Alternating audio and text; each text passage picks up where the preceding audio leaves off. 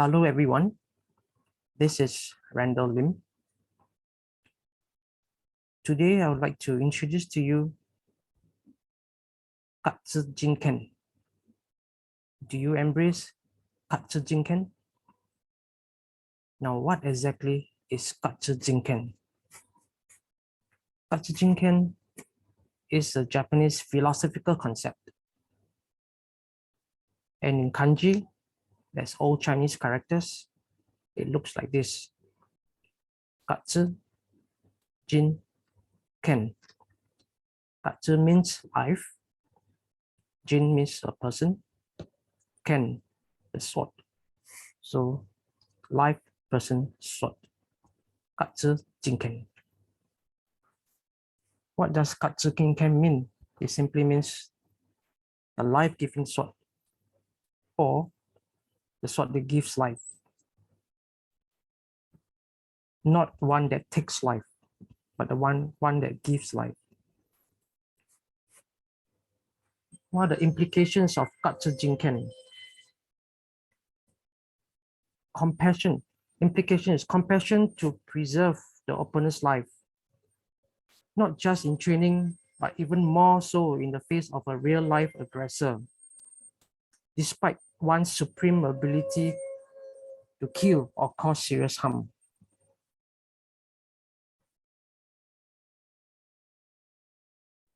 What's the basis of Katsujinken? It's based on Zen Buddhist philosophy of compassion. That's Omoiyari. If you'd like to find out more about Omoiyari, it's compassion, please watch my video on Omoiyari. Examples of Katsujinken that is embodied two main areas. Yagyoshin Kage-ryu Kenjutsu is one of the oldest Japanese swordsmanship that has been strongly influenced by the Buddhist teachings of compassion. Another area with Katsujinken is embodied strongly in is in AIKI-KEN part of Aikido. The AIKI-KEN is basically just a wooden sword category of the Aikido curriculum. If you'd like to find out more about the Aikido itself, please Google on it and about the AIKI-KEN.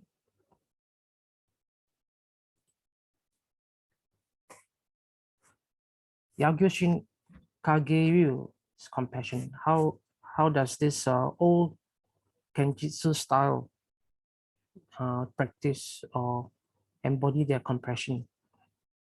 Now, the very moment that a practitioner finds an opening in his opponent's defenses, he will do two things.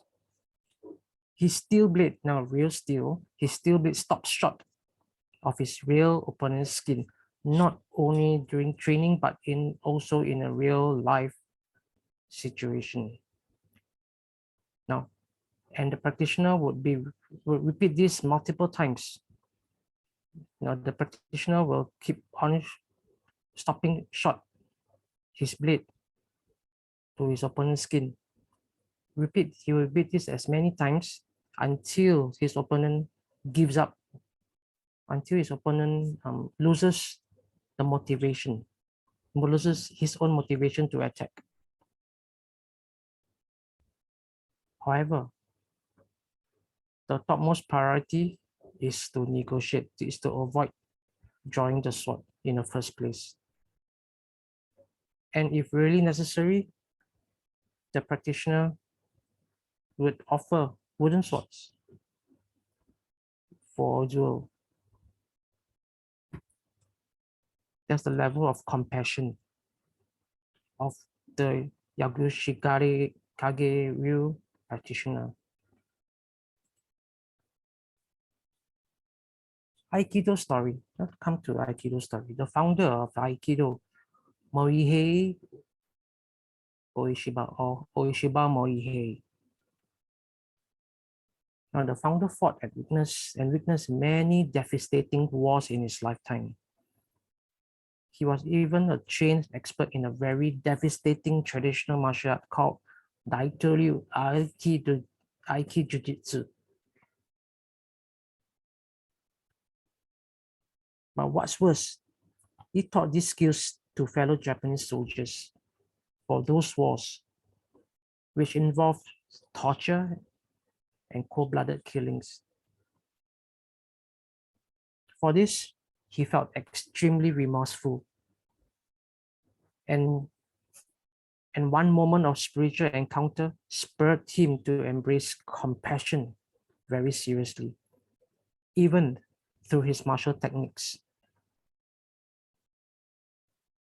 How does he do that? How does he embrace compassion through his martial techniques? One of the ways he devised was through this called AIKI-KEN. Now, AIKI-KEN is not Kenjutsu. The founder developed a loose system of using wooden swords within his broader Aikido system and called it AIKI-KEN. AIKI-KEN techniques may sometimes seem very similar to the typical traditional Japanese swordsmanship of Kenjutsu. It may look very similar from the outside. However, AIKI-KEN'S philosophy is totally different. AIKI-KEN'S philosophy is totally the opposite. Now, in traditional Kenjutsu, the goal of a real fight is to do three things. The goal of a real fight is to do three things. Is to cut the opponent deeper with a steel blade than he cuts you, or to strike the opponent harder with a wooden sword than he strikes you, or ultimately to kill your opponent before he kills you. That would be the ultimate goal of a real fight in traditional Kenjutsu. Cut deeper, strike harder, and kill before you are killed.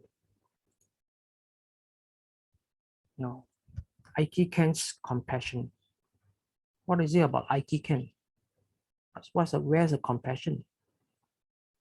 In AIKI-KEN, the goal of a real fight is to cause your real life aggressor, not a partner in training, to cause your real life aggressor to psychologically lose his motivation to attack you through your repeated stopping short of his skin each time you find an opening in his defense. So if you keep doing this, he will keep feeling that he cannot win you. So he'll eventually lose hope and give up. Now, even with real blades and with real life aggressor, it's not only for training, it's not only in training with your wooden swords, but it's also in real blades in real life. Is to cause your aggressor to give up or to lose his motivation to attack you. Right? By stopping short of his skin all the time. This is indeed true compassion to the extreme. This ideal is very difficult to achieve.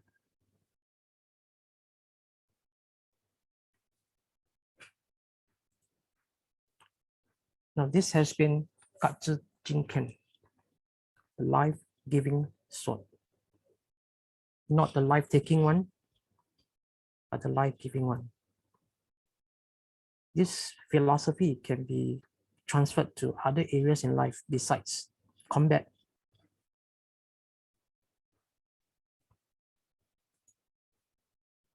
Do you now embrace Katsujinken, the life-giving sword? Our swords should give life, not take life. Now, with this brief introduction of what Katsujinken or life-giving sword is, I do hope that you embrace it one day. or at least understand what it's all about. With this, thank you.